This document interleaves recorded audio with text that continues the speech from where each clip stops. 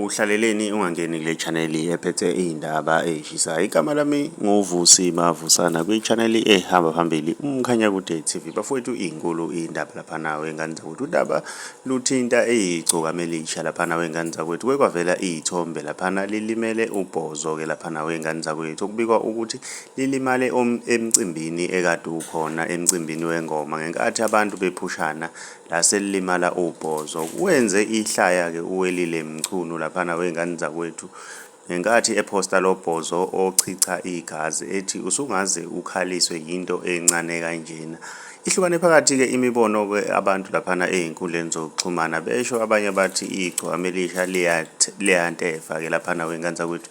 Mina ngiyafisa ukuzuvo lwakho ukuthi wena ngabe kuthini okwakukuphawula. Mawumusha ngiyacela ucindezela subscribe uze nebell ukuze uzothola ama notification njalo uma siposta ivideo entsha.